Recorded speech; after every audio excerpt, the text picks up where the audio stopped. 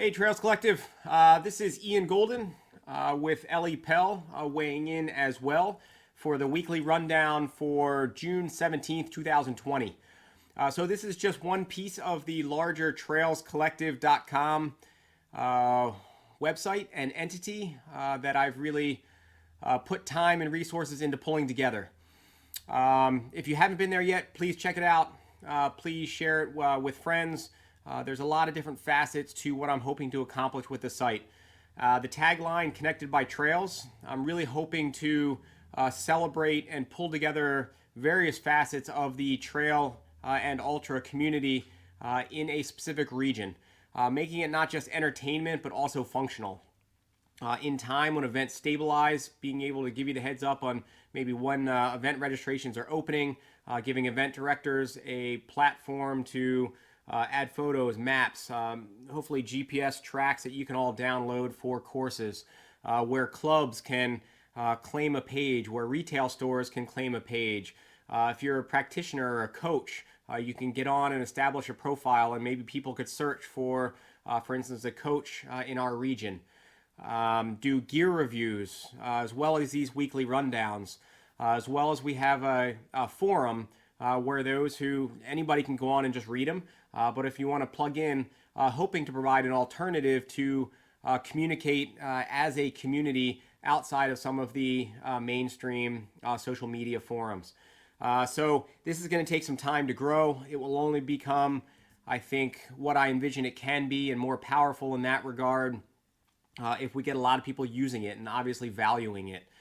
So I'm putting in the time. Hopefully you all find some value in it, and just know that my vision for it is maybe 6 months, a year down the line when we've got a much larger audience. But that's only going to work if the rest of you continue to check it out, share, give me feedback. If you find things that aren't necessarily smooth on the site, let me know. And then pieces like this, even in the rundown, if there are certain maybe things that you really value about what we're commenting on in these rundowns, the time, how we're laying it out, whatever, let us know. But getting into it. So this week's rundown, some really good energy coming out of the weekend.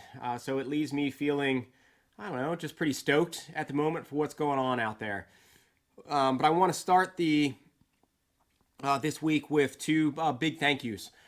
So this site is non-revenue generating at the moment, even though I've put really a ton into it. And so for those that are coming forward already to support it as Patreon supporters, can't thank you enough. And for all those who may consider it, I know times are tight for a lot of people.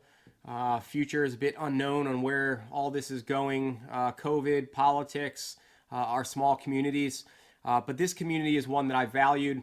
So just an appeal to help me make this happen. So two that came on as supporters this week.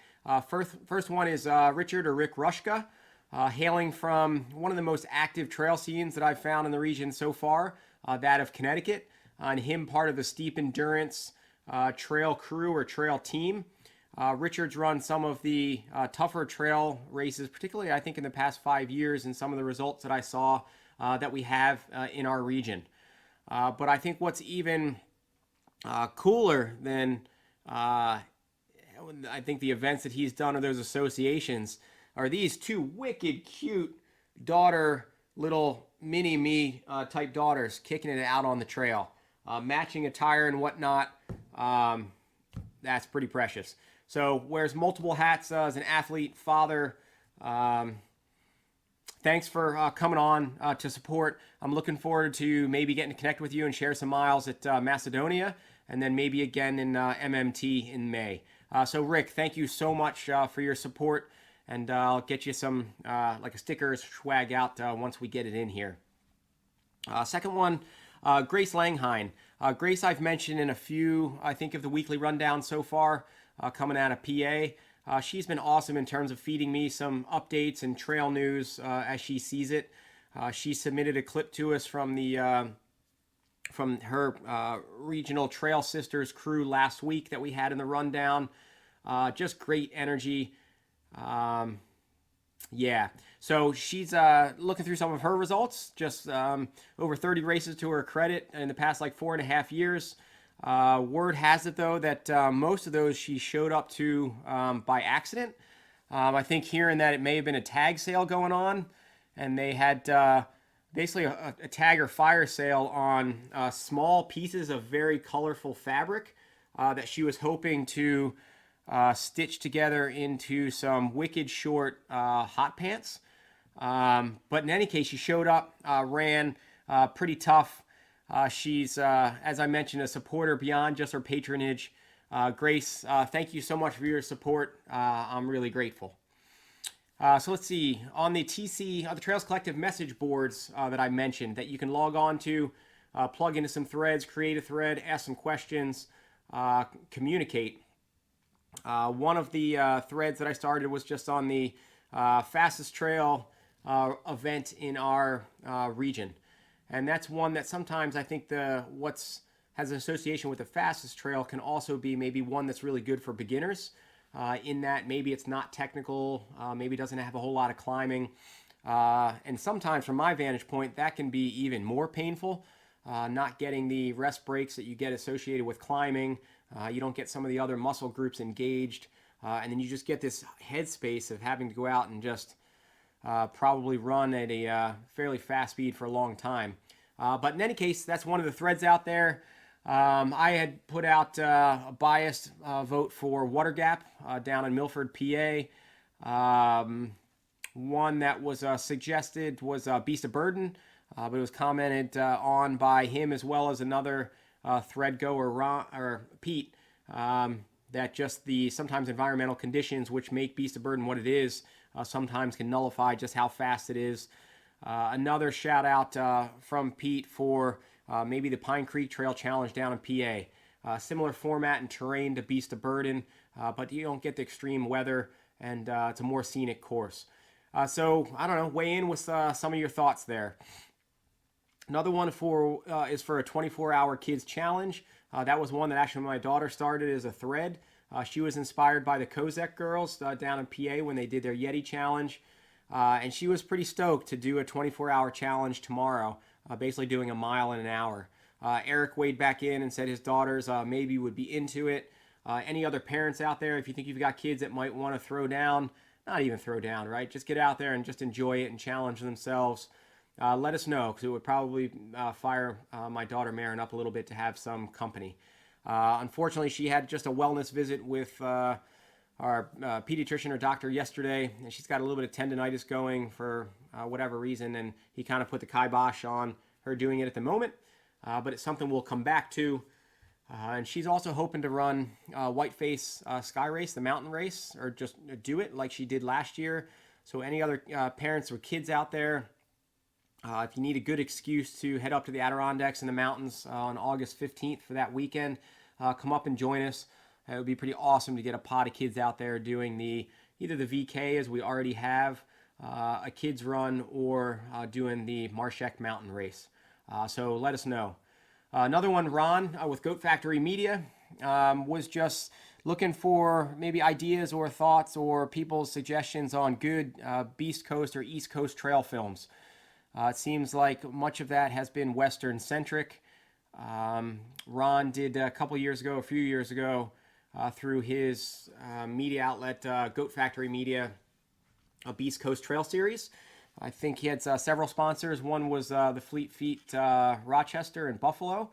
And he put out some cool films. He did a feature one on Red Newt season as well. So check out some of his films on Goat Factory Media. And let him know if you've got any other favorites to post up. Another one was on homemade nutrition. It'd be cool to find some homemade nutrition recipes that you use for your races or training. And we could post maybe some of those recipes online. Maybe we could do some sort of event once we can all come back together where we do some group runs, as well as, I don't know, maybe get Natalie down from Rochester, New York, weighing in like she did with a Mountain Peak Fitness Clinic one season to basically have like a cooking or a meal prep or energy, whatever prep piece of the equation. Might be kind of cool. So let's see, moving into race results. We're getting back into having a couple. One this past weekend, which I looked at and was pretty entertained by the photos that came out of it, was the Shenipsit Striders put on a real-world Shenipsit Trail relay last weekend. 13 teams went end-to-end in cross fashion on the Shenipsit Trail, north to south, 50 miles. And a lot of good energy and team action. And we got a report in, or some info in, from Emma from the Shenipsit Striders, and she sent us a rundown of the event. So a few-minute clip here. Emma, thanks so much, and take it. Hey, I'm Emma from the Shenipsit Striders. We are a trail running group in Connecticut, started in 1975. So we are celebrating our 45th anniversary this year. 2020, not turning out the way we had imagined, but we're making some lemonade out of lemons. We have a couple of really long-standing races here in the state. So Soapstone Mountain Trail races started in 1983. And the Nipmuc Marathon started in 1984. So some really great history within our club, and we're really proud of that. So this spring, when everything was canceled, we decided to take a little different spin on a lot of the virtual races that were happening to sort of make up the gap that we had in races here in Connecticut. And we did what we called the Real World Shenipsit. So this is a relay race, a small number of teams. So we had 7 teams start at one terminus of the Shenipsit Trail, and then 7 more teams start at the northern terminus, which is 50 miles away. 5 members per team, and then first to the other terminus wins. And so it was a really interesting format. And what that allowed us to do is really spread everybody out, right? So only 7 people starting at a terminus. There were no exchange points that were set. The teams had to come up with their logistics the whole day. And we also did no aid, right? So they were completely self-sufficient. And what that really did was it allowed the teams to kind of work something that wasn't just watching the news, right? You had to like think about, how am I splitting up this 50-mile trail? What's my strategy? Where am I going to do my exchange points? And really offered them, I think, something that was fun, right? And then getting together day of, even though everybody was spread out, we had small cheer teams along the 50 miles. And it really gave people that moment of like, hey, we're racing. We're all in the same course. We're doing this. And I'll tell you, the teams just knocked it out of the park. So everybody had a theme with their team, right? We had jailbirds, we had unicorn turtles, we had sweaty beasts, we had t-shirts that were made, people had props, people had nicknames for each other, and they really just grasped onto the concept and ran with it. And I'll tell you, the winners were 10 minutes off from second place. So even though they were going in opposite directions on the trail, they were really looking at this as a competition. And it came down to like the last 10 minutes, which was just awesome to see. And I got to say, it was really a community event. So Ragged Cuts donated awards. We had a longstanding member, Clint Morse, who offered to make a video recap of the day because we were all spread out across the 50 miles. You know, he went and he shot a bunch of scenes. He's going to tie it together and make a recap video so you can kind of experience it again. And it was just a fantastic day. So really encourage, groups, if you have an opportunity to do something a little different, it keeps everybody spread out, but it feels like racing, like totally encourage people to go figure out those things. It was really a great day. You can find us on Facebook, so Shenipsit Striders. We have an events page which posts all of our public events. When we have races, we usually put those out there. This particular one was a freebie event that we did just for our members, right? So we're a membership-based club, and it was really important for me to give them something to just kind of look forward to. But most of our events are open to the public, to everybody. And we have a really cool idea for the Soapstone Assault, which is another one of our long-standing runs. We do that race every July, end of July, usually the hottest day of the year.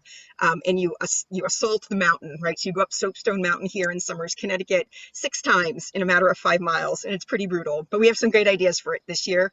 So check us out, and look to see you at one of our events. Thanks. So that looked pretty cool. For all of you who haven't done relays, really have a blast doing them. There was one that I did for a couple years, I think when I lived in Hawaii, called the Oahu Perimeter Run or Relay, and really had a blast doing it. I think that's the only relay maybe that I've done, but a good number out there. If you haven't done them, a lot of fun. So check them out. Another one event that happened in the virtual format was another one from Steep Endurance. They put on their Beat the Clock Challenge, which we had mentioned in last week's rundown. It mixed up the format a little bit with the last person standing format.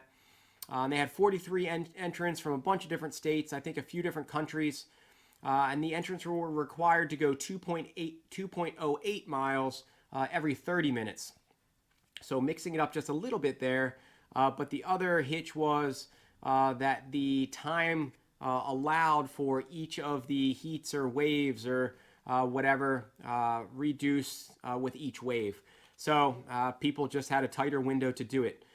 So whittled down on the overall win, finishing lap 38 in 11 minutes and 56 seconds. So under 6-minute pace was stud legend Michael Wardian. So Wardian, good job. Again, always entertaining to see you getting out there and what you choose to engage in. Steep Endurance, nice work on putting on another good virtual event. So nice work.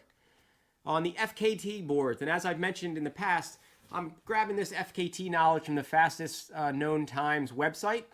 Plugging their logo up behind me here in these clips.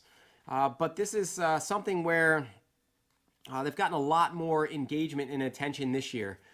With formal events going away, people are just out there doing their own things, looking for ways to compete, challenge themselves. So whether it's individuals that are doubling back on their own or whether they're looking to go out head to head, it's been pretty cool to see this competition go down.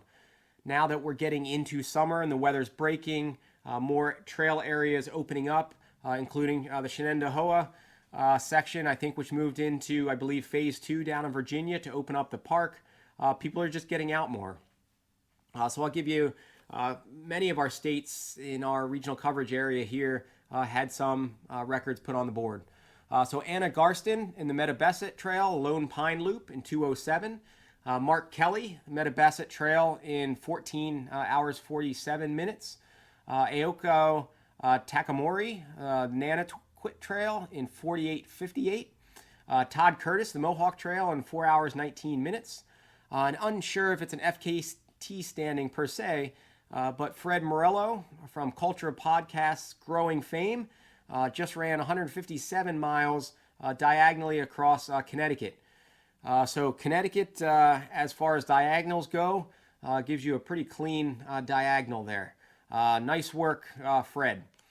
In Maine, Patrick Ballou and Chet Hanscom, probably with two of the cooler names of the entire FKTs of this past week, at least from the Americans, went 11:25 on the Hills to Sea Trail, which sounds pretty nice.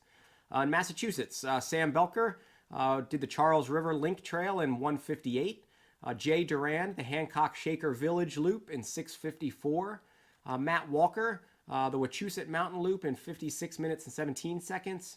And Samantha Lynn LeBlanc getting back after it. She did the Cross Lexington Challenge, posting up a clip here or in front of me, wherever that ends up landing. Looks like a pretty cool 40-mile connection of some pretty historic trails and sites in and around Lexington. So nice work, Samantha. In New Hampshire, kind of a burst of activity in New Hampshire this week. Matthew LeBlanc did the Rockingham Recreational Trail in 3:39. Lucy Skinner and Jordan Fields, the Kinsman Ridge Trail in 4:18. Rachel Bainbridge, the Monadnock Double, Triple, and Quad Traverse in 3:34. And then really probably one of the more, I guess all those efforts were pretty incredible for everybody out there getting after it. But one of the premier kind of iconic loops in our region would be the Pemi Loop up in New Hampshire. 31-mile rugged gem in the White Mountains of New Hampshire. It's become pretty popular backpacking, but for sure on this FKT front, I think since I started expanding my own horizons regionally a little bit here in the Northeast, this one's been in my radar. I've not been up there, but most of my teammates have, and I think it's just been hearing stories of them doing it just as groups or seeing photos, if not going after the records. And the times that have been set so far on that Pemi Loop, it's pretty cool. It's been pretty cool to see the progression of times, and you're looking at some of the tougher, more skilled in terms of the technicality, just raw trail runners in our region that have continued to set the baseline mark on the Pemi Loop. looking back a little bit over that progression, the Ryan Welts, I think, kicked it off, and this was on my radar maybe early on when I first got connected with Ryan. Several attempts and clicked in 2009 for a time of 7 hours and 5 minutes. Less than a month later, Ben Nephew followed up, September of 2009, to lower that. He and Kevin Tilton ran it in new FKT of 7:04. So taking, I forget what it was. It was like 30 seconds, 45 seconds maybe, off of Ryan's time. I mean, that's crazy, over 50K to come down to that difference. Yon Walford, in these years, wicked fit. If any of you know Yon, you know really what he's capable of an athlete, especially up in the mountains, whether it be him doing the 46 FKT effort in the Adirondacks, whether it be a pretty phenomenal run he had Manitou's one year, just a really stellar all-around athlete. He came back and ran it in 6:47, taking a chunk off of Ben and Kevin's time in 2010. Next year later, in 2011, Adam Wilcox ran 6:46, taking just like a minute off of Jan's time. Again, pretty crazy. I imagine out there looking at your watch at that point. 2011, September, Ben Nephew came back to run it in 6:27. Must have just felt awesome that day, shaving 19 minutes off of that next best, just cooking. Adam Wilcox, not to be outdone, came back in 2015. Ben's record stood for 4 years until that point, running it in 6:14. So also just flying, taking another 13 minutes off of that time. And then young stud still, but at that point, Patrick Heron stepped in to lower it by over 20 minutes, running it in 5:45 in 2018. And now Ben returning just under 3 years later, dropped it by another 3 minutes. Ben Thompson, that is, and word has it, or actually, and this was in 2017, running it over 25 minutes faster than his time in 2017, rather, to bring the mark to 5:42 this past weekend, and running it with his dog, Sarah Kai said, to boot. So, I mean, that's just incredible. You're looking at some of the best athletes that we have setting it in some of their prime years, and just, you establish the mark. It's the new carrot, and to see him go out and just cut it down further has been pretty awesome. So it's pretty incredible. So now we need a similar spate of more women out there getting out and just kicking it and lowering that time down. But nice work to Ben this past weekend. Literally an incredible effort. New Jersey, Trisha Ignatowski set the New Jersey Palisades Long Path Shore Trail in 4:51. Lauren Longfield, the Mount Tammany Loop in 40:24. In New York, Kelly McDonald, who we just mentioned a week or so ago from the Onondaga Trail, set the new mark for women Interlochen Trail in 3:50. Lise Mordos, the Hook Mountain Full Loop in 2:07.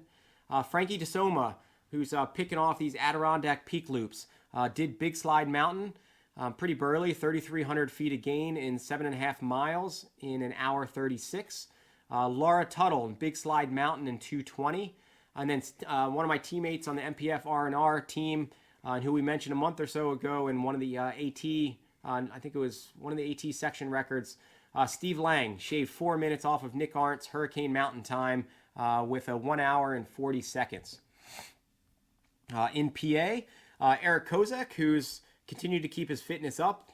He was originally trained, as we mentioned, for the Ouray burly race out in Colorado. It was canceled for this year, but still wicked fit. He set out for the west rim of PA's Grand Canyon, a beautiful 30-mile stretch, which I've only hiked before. 5,500 feet of gain along the way. 4 hours and 20 minutes for a new mark. So nice work out there, buddy. In Virginia, Whitney Richmond and the Virginia Capitol Trail in 1732. Alyssa Godeski, the Wild Oak Trail in 5:28. And Corey Kine, the Bull Run Coquin Trail in 4:50. So I think some of these Virginia's been a little bit quiet. I'm sure there's people out there running some pretty stellar times, but not necessarily reporting in so far to FKT board. So Virginia getting on the boards here. Vermont also more active than they've been so far this year in terms of this past weekend. Josh Burns also setting some prior marks, some pretty quick times over the course of time here. Went out and set FKT of 4:15 on the Monroe Skyline gap to gap to gap. Robert Rives on the Bolton Backcountry Round in 3:58. Joffrey Peters, who we also mentioned a couple weeks ago, the triple loop on Mount Ascutney. He gained over 8,500 feet over 24 miles, pretty burly in 5:34. And another granddaddy right up there with the Pemi Loop in terms of just an iconic mark that was just set that came in this weekend. Just an absolutely incredible effort. A granddaddy or grandmama of FKTs here in trails, which many of you probably already have heard, and truly typifying the Beast Coast, the 273-mile long trail, running between the Massachusetts and Vermont border up to Canada, and following the spine of the Green Mountains. Rugged, unforgiving. Brett, even the downs feel like ups in terms of just the technicality and the punishment. So as we plugged last week, Joe Stringbean McConaughey lined up to go after the attempt, and in doing so was raising money for a very timely and very, looks like wonderful group that's helping to get just more diversity and people out on our trails. So in this case, it's the Outdoor Afro, which is a group providing just increased connection and incentive to increase the diversity and participation on the trails. So as of, I think when I checked it maybe yesterday, Joe and the effort and so many of you who supported him, they've been able to raise, I think, maybe like 6,000 of the target 12,000 to support that group. So if you're listening to this now, see if you can track that down and make a donation to that effort. He for sure earned it. So he covered that rugged 273 miles with over 65,000 feet of gain, consuming over, he said, 8,000 calories a day, and nailed it. Reading the report from his wife, it sounds like there was some fun, dramatic moments there in the tail end. As I can't even imagine, some energy bonks. I think a headlamp dying, crawling across a boardwalk area with I think the backlight of his maybe GoPro or something like that, just to get to a spot where he could sleep. Pretty cool adventure. It'll be cool to hear more. Maybe we can, Joe, if you're interested, we'd love to have you on to interview you. But I'm sure you're going to have any number of higher profile sites than ours in the interim. But he set the new unsupported FKT on the long trail, broke it by over 24 hours, finishing in just under 5 days. That's incredible. So that was what was shaking on the FKT front. So far each week, Ellie Pell has done a little bit of the media and podcast digestion for you, listening in, giving you a glimpse of what happened on the podcasts, and then up to you on some of these to, if it's of interest to you, tune back in, check them out, and listen to the whole things and support those crews. So for this week, Ellie, take it away. Hey Trails Collective, Ellie here, and it's time for your weekly dose of East Coast media. We're going to start off with the Culture Trail podcast, where they interviewed Dave World's End Walker. Dave Walker put on some of the hardest races in the U.S., from the Tough as Nails World's End Ultramarathon, which previous guest Wesley Atkinson won last year, to the gnarly Black Forest 100K, as well as serving as the RD of Eastern States, which Wesley also won, from 2017 to 2019. He's no stranger to adversity, both on and off the trails. Hear how Dave discovered running, going from a 5K to a 70-mile Laurel Highlands Ultra. That was very interesting. I don't know if I would do that. In the span of under a year.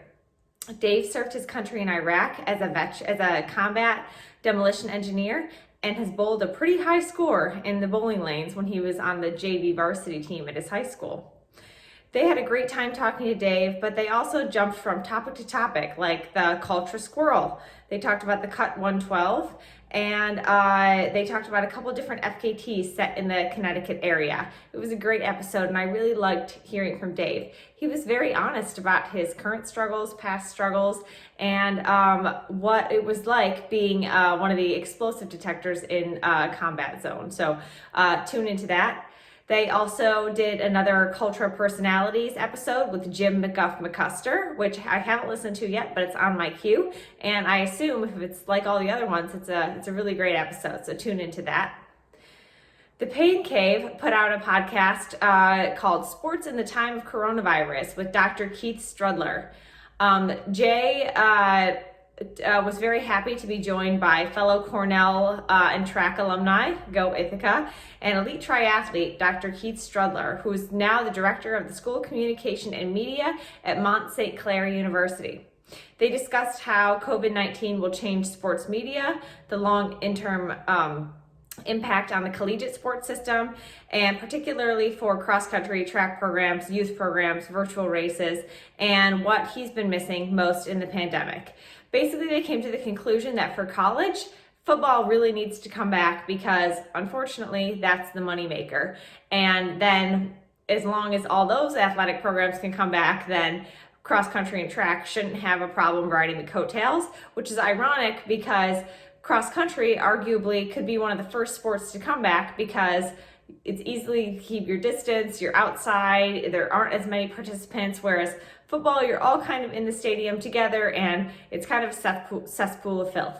But we will have to see. It was also a hilarious episode. Dr. Keith was really, really funny, and Jay and his dynamic is just spot on. So don't miss that episode. I really enjoyed listening to it. Hamstrings and Heartstrings, Chris and I recorded last week. Our episode isn't out yet, but it will be soon.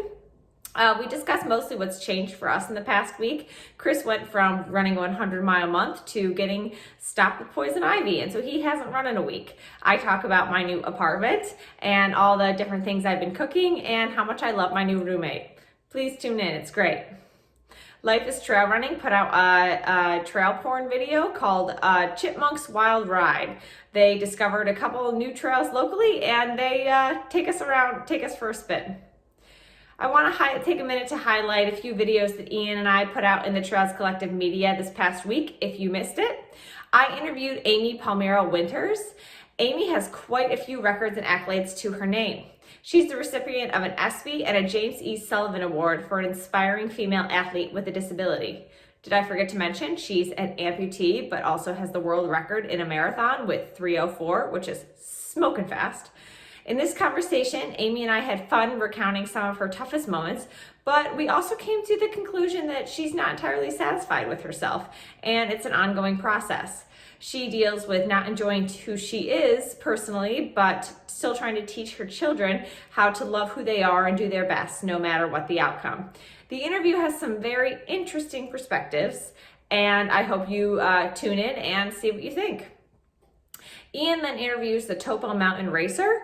The Topo Mountain Racer is a solid option for somebody looking for a lightweight, responsive, and protected ride for mixed and technical trails. It's a good fit for a medium and wide foot, and he takes you through a bit of the specs and comparisons to other models, such as the Terra Venture, which is both as solid, and so it tells you what he likes and what he doesn't like about the design. And stay tuned because there will be a review of the Mountain Racer put together shortly, if not this week, probably in the following week. And that's going to be your Trails Collective media for today. So have a good week, guys, and I'll catch you next thing. Thanks, Ellie. The week ahead, events running. We've got the Mason-Dixon Longest Day 100K Challenge. It's put on by the Trail Dog. It's an invitational, non-event per se. And it says it's a chance for Middle Atlantic trail running friends to celebrate the longest day of the year. The longest Saturday anyhow. By throwing a picnic while the dumbest, hardiest among us try to complete 60+ very tough miles on the scenic Mason-Dixon hiking trail. Check it out if you're not already signed up. It starts June 17th when we're going to release this and goes through the 24th. Goes from Susquehanna State Park in Maryland to Long Level, PA. Classic event and outing from the Trail Dog. So check it out, and good luck to all those who have 100K in their future this coming week. Let's see, one that I guess ones that would have run, which again, this was part of the intent in the weekly rundown, was to let you know what events are coming up this weekend and what events happened this past weekend with some results. So I'll just give you a snapshot of what they would have been for this upcoming week. Connecticut would have had Summer Solstice Trail Run. New Hampshire would have been the Gunstock Ascension Race. And for these also, I'll give you a little bit of a snapshot just because I guess my hope is that it'll open up our larger awareness of what other events are happening and get out of our own, I guess, immediate local bubble and really just expose us all to so many just beautiful and just cool events that are happening out there. So the Gunstock Ascension Race, it's 3 to 6 hours worth of beautiful punishment. Just seeing how many loops you can handle with a view of Lake Winnipesaukee in the background. I think maybe a gondola ride back down of running up Gunstock Mountain. It's canceled for 2021, but keep an eye out for the potential for the Fall Trail Running Festival at Gunstock. The Exeter Trail Race looks like it's really just beautiful, flowy, multi-use trails outside of Exeter, New Hampshire. 4.5 and 10 mile trail races. Just sounds like a beautiful forest in the Fort Rock area. It's canceled for 2021, or canceled for this year, putting it into 21. Check it out for then. New York, the Mountain Lakes Backyard Ultra. It was going to be a last person standing event put on by our friends at Steep Endurance. They're still hoping to hold it and push it back sometime this year, but I think the date's not set yet. And then one that should have been this weekend that is close to me and just a well done, spectacular, beautiful event. Many on the Jenny, put on by Trail Methods and with support from the larger Trails Rock community out of Rochester. A beautiful 40-mile trail race that goes around the Deep Gorge, which is Letchworth State Park in northwestern New York. The course ebbs and flows with a gain of 6,000 feet over the 40 miles. Multiple creek crossings, passes smaller and some really large waterfalls, and it's just flowing. So check it out. I'm not sure whether there'll be spots that'll open for 2021 or whether everybody will roll over. And it's an event that hits their cap fairly early, so keep it on your radar. New Jersey would have been the Summer Solstice and the Ratstafarian 5K Challenge. One of the cooler, I think, trail race names out there. In PA, would have had the Road, Forest, and Creek pushed back to 21. Rachel Carson Trail Challenge pushed back to 21. The Ghost Town Trail Challenge, a point-to-point 32-mile trail event. It's pushed back to August 22nd of this year, so check it out. The Lost Turkey Trail Races, another one that's a beautiful mixed terrain, 50-mile, 50K, and I think a half marathon, if I remember right, in the southern Allegheny front, pushed back to November 8th. I might have a link plugged here in the trail notes, so check it out. And then the Little Loggers Trail Fest. So this would have been, this is one that the PA Trail Dogs and Revive Gear team up to put on. They put on a couple of events throughout the year, which is an under 12 trail event for kids. They're free of charge to the youth. They have fun sub 5K courses with twist turns and maybe some creeks in the mix, and really just engaging youth and families. And Revive Gear, for sure, check them out. They collect used gear for resale and then take the profits to invest into kids and youth programming, as well as probably other things in the mix. And they'll also take just used gear to donate to those in need. I've donated several boxes of shoes from my store last year. And Revive Gear, if you're listening, I've got another box that I think I can pull aside for you to donate right now. So get in touch with me, and that's the test to see whether you're listening out there. If not, I'm going to have to give those shoes to somebody else. So if you're listening out there and you're associated with Revive Gear, link them in the Facebook thread. In Virginia, the Freedom Trail, the Trailzilla Feel Good 4-miler, and the Eastern Divide. Beautiful point-to-point 50K with 6,500 feet of gain. Also looks like beautiful forest and waterfalls, and an 8-miler, and it's in Pembroke, Virginia. In Vermont would have been the Green Mountain Athletic Association's Equinox Trail Challenge. Hopefully postponed, but a date to be determined. And in West Virginia, the Highland Sky 40 miler in Davis. This is canceled for 2020, but check it out for 2021. It's one that traverses the roaring plain. Actually, I'm going to read a clip here. Traverses the roaring plains and Dolly Sods wilderness areas through some of the most rugged and beautiful terrain in West Virginia, containing some of the highest plateau in the eastern United States. The Dolly Sods has a landscape of rocky terrain, stunted trees, and mountaintop meadows traditionally known as the Sods. Dolly Sods is known for pristine vistas and an environment characteristic of more northern latitudes. As a race participant, you're sure to enjoy the varied trail running terrain through northern hardwoods, stunted red spruce, heath barrens, and running over woodland paths, ancient schwagum, however you pronounce that, schwagnum, I don't know, bogs, and rocky and boulder-filled plains. Sounds really spectacular. This is one that's been on my radar for probably the past 12 years, since a good friend Yassine ran it as one of his first ultras back in, I think, 2008. And he just had really good reports of the event. I thought it was one that started in the evening and by running through the night to start, but I must be confusing that with maybe another event, unless that's the format that it used to be. If that wasn't Highland Sky, I'd be curious if anybody out there knows what I'm talking about, and I'm not thinking of Hellgate. There's another one that I felt like ran through the night, but let me know. But on that, and this kind of brings it circle to how our trail world is, and small connections and things that cue relationships. And so speaking of Yassine, and that's why Highland Sky, which would have been this weekend, is on my radar. The small world, energy in the moment. For those of you who don't know Yassine, he's a pretty stellar ultra runner. Top 10 finish at Western States, many FKTs, a lot of podiums. I think maybe a win at Hurt 100 and some other bigger ones out there. And also just a really good guy. He's had a pretty colorful history, a lot of challenges on his own along the way, which brought him and made him every piece of who he is today.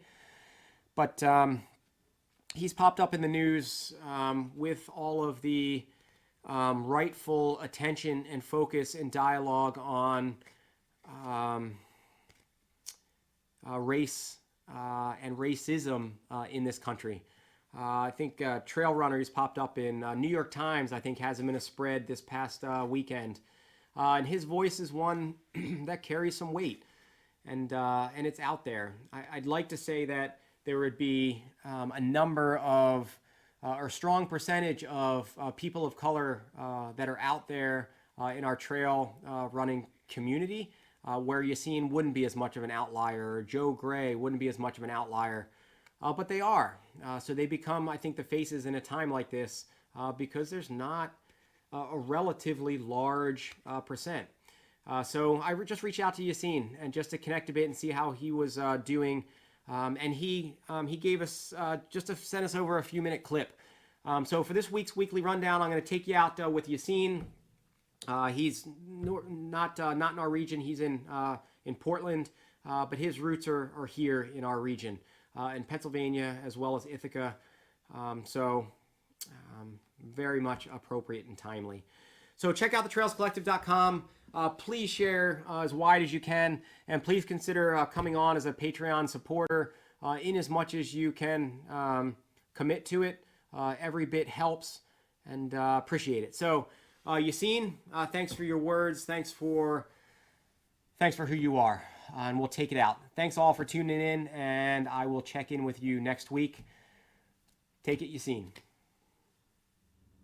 Hey, what's up, Ian and friends? How's it going? I'm coming at you from my home in Portland, Oregon. I'm a big fan of Ian and the store and Red Newt Racing and everything you guys are doing up in upstate New York and on the East Coast. And many people might not know this, but I actually started running in Ithaca, New York. And I have a special place in my heart for Ithaca. And when I first got into running and triathlons and I blame Ian for getting me into trail running and ultra running. But I remember I used to just always go down to the store and hang out and pick his brain, and because he was one of the only people that I knew that actually attempted some of these longer distance ultras. And I remember him telling me about the Massanutten and how he got so far in the run and unfortunately was not able to finish. So that was a big part of why I wanted to help him finish the Wasatch 100. And that was quite an impressive effort. And I still think about that from time to time and how he dug extremely deep to get to the finish line of that race. But yeah, so crazy times we're living in right now. Obviously, you know, trail running and ultra running is a very, you know, it's lacking, I guess, racial and ethnic diversity. And so I've come forward recently, as some of you may have seen on the Pain Cave podcast, on in the New York Times article and Trail Runner magazine, just talking about not so much how much racism that I've experienced within our community and within our sports, even though it is lacking. Doesn't mean I necessarily experienced a lot of that within our sport, but more so just kind of conveying how people of color just experience things, whether it's overt racism or microaggressions on a regular basis. And I think, you know, one of the biggest responses I got recently is just like, you know, people would just say, I can't believe you get treated like that. Like, if they would just get to know you, or, you know, you're such a nice guy, or why would people do that? Like, that makes me sick. And unfortunately, that's just the world we live in today. And I'm really hopeful, and I'm starting to see a lot of stuff happening as of late, politically and revolutionary type stuff that's going on. And we have to remain hopeful, and we have to keep our foot down on the gas and keep doing things. It may seem like, oh, this is not going to help, but I strongly believe if we all do little things and are conscious and aware of things, we will definitely push these white supremacists and bigots and people like that back to their dark corners of the world. So there's no room for that. You know, just lately, by doing all these podcasts and articles and whatnot, you know, I've been digging up a lot of stuff, which has been kind of tough. And, you know, honestly, it's been kind of emotional at times, where I've just like really just got sad and just realized, like, man, I really have experienced a lot in my life. And I continue to do so in 2020, which is really unfortunate. But I will say the trail running community, the ultra running community, which you know, like I said, I fell in love with in Ithaca, has always been my people, my tribe, and very welcoming and supportive crew. Shout out to the Finger Lakes Runners Club, to the store. I always come into Ithaca at least once or twice a year, and I always try to stop in the store, see Ian. And, you know, Ian has done so much for me, and that's why, you know, I said if he's gonna go back to Massanutten and get that monkey off the back, I'll be there to help out if you need it, if I can swing it. So much love to you all. Keep doing the good, keep up the good fight, and keep getting after it on the trails. Ciao.